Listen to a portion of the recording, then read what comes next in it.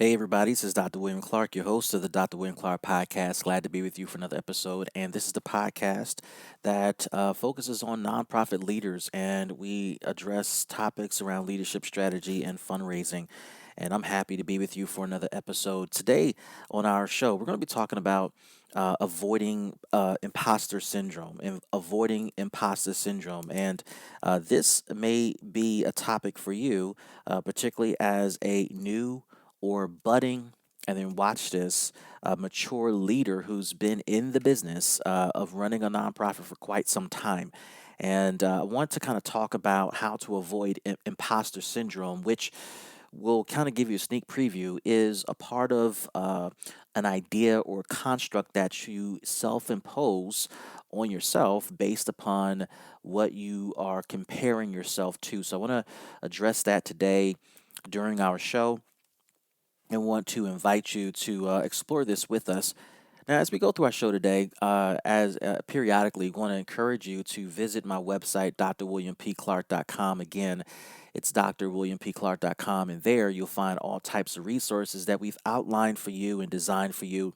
So we're happy to provide those resources to help you on your journey of becoming an effective nonprofit leader that can be transformational on behalf of your business. So again, go to DrWilliamPClark.com. Now, there are three things I want to share with you around avoiding imposter syndrome. These three things are not all the way inclusive because there's so much that goes into why a person believes that they are an imposter and why they feel that they need to avoid that type of experience and behavior.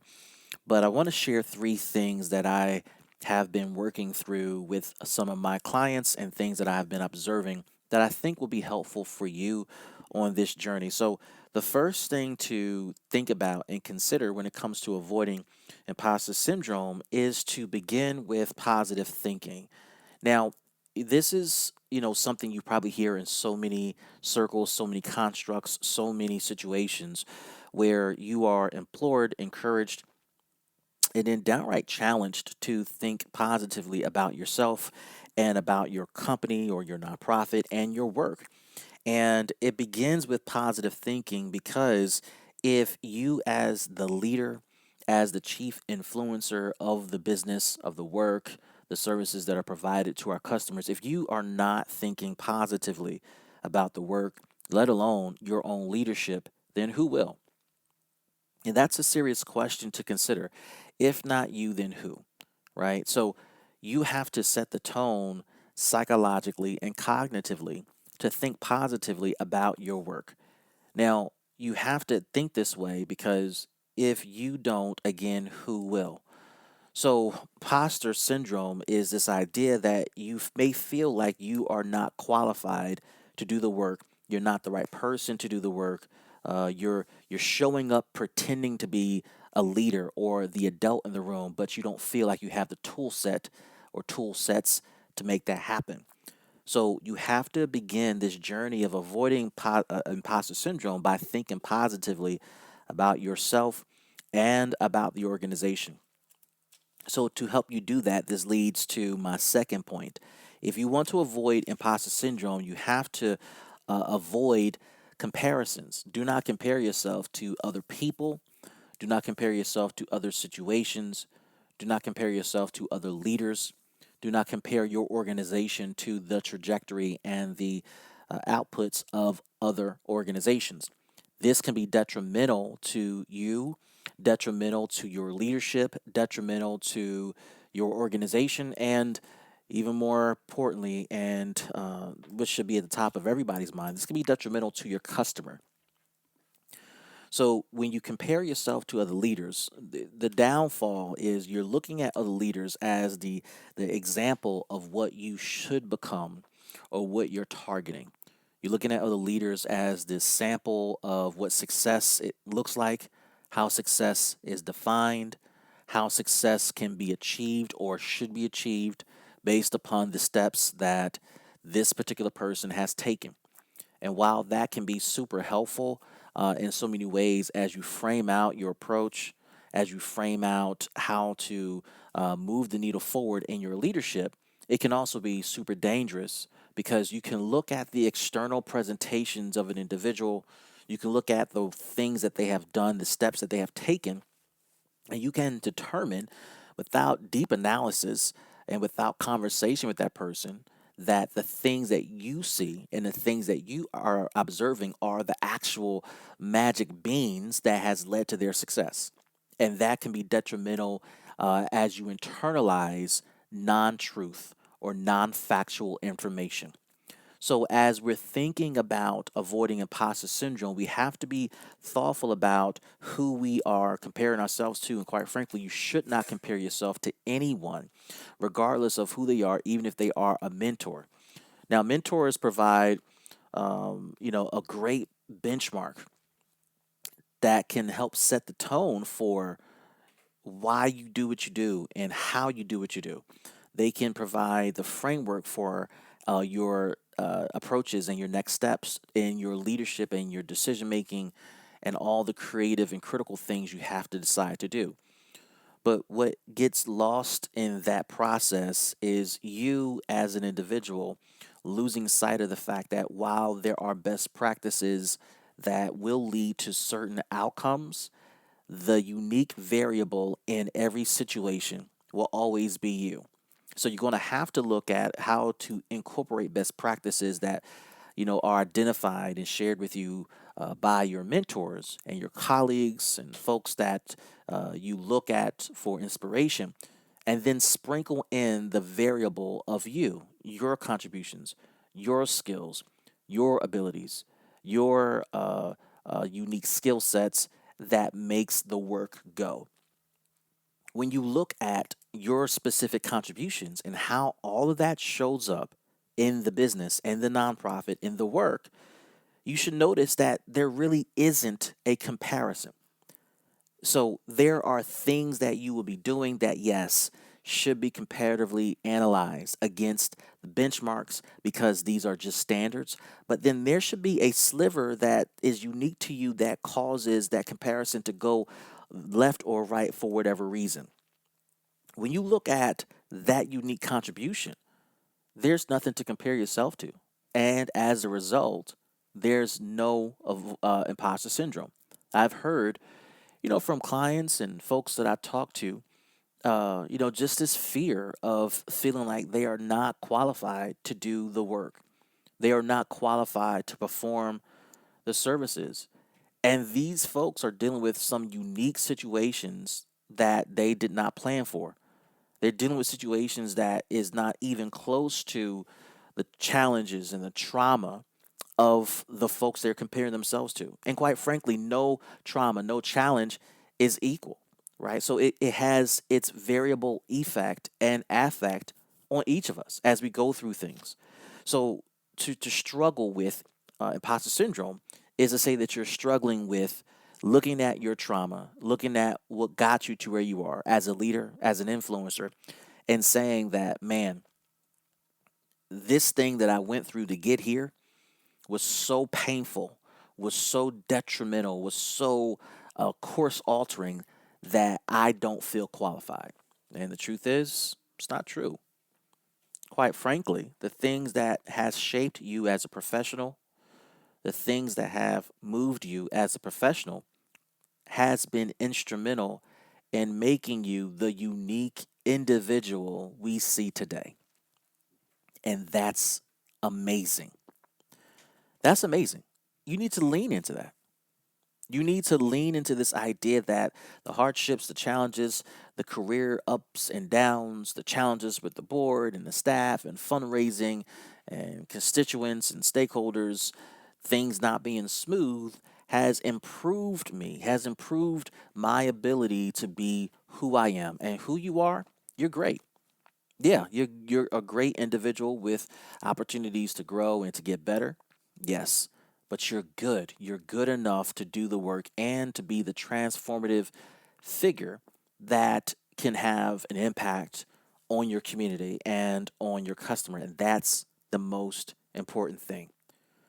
Before we get into this third thing about how to avoid imposter syndrome, join me at drwilliampclark.com Again, it's DrWilliamPClark.com. And I want you to register for our latest course, Fundraising Basics for Nonprofits. And in that course, we're going to talk about how to raise money for your nonprofit organization, how to think about fundraising, how to be critically thoughtful about the approach you take with fundraising. And quite frankly, elements of this course will address how to avoid imposter syndrome when it comes to fundraising. Because a lot of folks can feel like I'm not as good as fill in the blank. We're not as effective as this organization. I'm not as good as a fundraiser as this other CEO or this consultant or this group. That's not how that works. That's just not how that works. There will be some best practices you will learn in this course, but you will also be challenged to think about the unique things that you bring to the table when it comes to fundraising, that you bring to the table when it comes to addressing the issue of resource development for your organization. Because you are the unique leader for this moment in time for the organization, you have to lean into that uniqueness to raise money. So, register for my course. You can do that by going to DrWilliamPClark.com and clicking on the course, Fundraising Basis for Nonprofits. So, we're talking about avoiding imposter syndrome. We have 3 points to cover. The first 2 points was to think positive, and the second point was do not compare yourself to other people. The last point I want to share with you in terms of how to avoid imposter syndrome is to look at what you've done well. Look at what you've done well.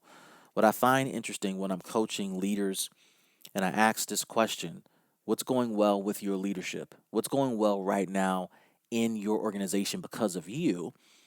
I cannot tell you, particularly in the nonprofit arena, how many times leaders automatically jump to go to the negative when it comes to the organization and their leadership, particularly. They can go on and on and on. But mind you, the first question I'm asking is what's going well because of you? And the first thing out of their mouth over the next 3 to 5, 10 minutes is everything that's going wrong because of them, because of imposter syndrome, because of this fear that they have of not being enough. And in seeing this, I'm struggling, right? Because I'm looking at these individuals, and once I dig deeper and I start to discover, and I challenge them first off to, hey, you got to back up and look at the positive, and then we discover the good things that has happened, that is happening. What concerns me is that these folks, and maybe I'm talking to you in this podcast, you are good enough to do the job and then some. You're all that and at least a couple of bags of chips. Like you're pretty good. And because of you, things are as good as they are now. You have saved the organization. You have maintained the organization. Has it been easy? No. Has it been a huge struggle? Absolutely. Does it mean you are an imposter? Nope, not even close. And the reason people start to feel like an imposter is because they're comparing their organization to the organization down the street. It's like keeping up with the Joneses, keeping up with the Smiths. It's not going to work. And what you're comparing yourself to, what you're comparing your organization to, is a figment of your imagination. You don't know the inner workings of that organization. I mean, it's almost like social media where you can go on social media and you can see, you can scroll down and see what's going on with people. And if you believe the images and pictures and videos and posts that you see from the people you follow, you would think that everything is going absolutely well with everybody except you. Because everybody in their pictures, they're smiling. Everybody in their pictures, they are traveling. They are having a blast, having an amazing time. Here you are, stuck at home with the kids, doing X, Y, and Z, and stuck in a routine. And you can think that, man, I wish that was me. And so the imposter syndrome starts to cultivate because of this comparison we do. It may be funny when you look at this whole social media comparison, but we do this in our businesses every day. We do this in our leadership every day. We look at the organization down the road with every social media post that they release. We look at their press releases. We look at the grant awards. We look at the new building that they acquired. We look at the new contracts that they gained. And we're saying, how come they're doing so well and we're not? We got to do something different. And I think they're doing well because of this. You don't know that. You don't know that. Part of what I want to challenge you to think about when it comes to avoiding imposter syndrome is thinking about what it takes to produce results. Ultimately, it takes time. And you're going to have to plant seeds and invest time in order to reap a harvest or a reward. And it won't happen tomorrow. So you're going to have to plant these seeds in faith and in believing that this vision you have for the organization is going to happen, and you're going to shepherd it to make sure it happens, to see it through. And as you plant seeds, you're watering that ground, you're protecting it, and you're staying faithful to that process until you start to see the seedlings produce small little leaves and produce fruits and results that will ultimately benefit the organization and your customer. I want to challenge you to think positive. I want to challenge you to stop comparing yourself to other people. I want to challenge you to look at what you do well. I want to challenge you to invest the time to get better. I want to challenge you to invest the resources and the money to get better. I want to challenge you to hire better staff. I want to challenge you to possibly hire a consultant to coach you through from point A to point B. I want to challenge you to look at time differently. Stop looking at tomorrow and start looking in increments of quarters and years so that you don't have to feel the pressure of trying to be like the Joneses tomorrow. Perhaps if you take a look at these things and consider these things, you could avoid imposter syndrome, which can be very difficult for a lot of leaders to overcome. It takes time to overcome that. It takes time to undo and unwind the mental constructs that has led to you believing you're an imposter. And it takes time for you to walk, to build the foundation to walk in the confidence of you being who we all know you to be. And that is a leader that cares, who has high moral values, and who's highly invested in the success of your customers, and the success of your organization, and the success of your business, and the success of your community. I hope that this conversation was helpful and it spoke to you. Perhaps you've come out of the imposter syndrome and you have overcome it and you're on the other side. I'm proud of you. I'm proud of you if that is you and if you've been able to do that. And if you've been able to do that and you believe that I shared some things that you had to work through and overcome, then I'm going to challenge you to share this particular podcast with a colleague or a friend of yours who you believe may be struggling with imposter syndrome and challenge them to just take a listen to this podcast. Maybe you're the person who is struggling with imposter syndrome and you're kind of working through how to overcome it. You see the downsides and the detriment of it in your leadership and in your organization, and you want to see it change. Then I'm going to challenge you to replay this podcast and replay it as often as you need to until you find the connection points that work for you. Because the broader we need you to overcome this thing. It may take some time, but be okay with that. Don't rush because of what we need, but invest the time, put in the work to undo these constructs, to avoid imposter syndrome, to get out of it and put it in the rear view mirror for good. Because we, the collective we, need you to be at your best. The community, the customers, your staff, your organization, your board, your stakeholders, your funders, etc. And quite frankly, the nonprofit community, we need you. You may not think we need you, but I'm telling you we need you because, again, even though I said in my second point, don't compare, we still look at each other and we still look for inspiration and ways to get better. We look for opportunities, and we do that by looking at our colleagues and how they're performing and how well they're doing. When you are doing well and you're honest about the challenges and the growth that goes into where you are, then you provide inspiration to somebody else to avoid imposter syndrome and to overcome their challenges as well. So we, as a nonprofit community, need you to overcome it. Join me at DrWilliamPClark.com. Visit my website. Register for our latest course, Fundraising Basics for Nonprofits. Schedule a consultation. Perhaps you need coaching and you want to take this further. There's a button there for that as well. Again, go to DrWilliamPClark.com to get any resource you need to help you with your nonprofit. This is Dr. William Clark. We'll see you guys next time. See everybody.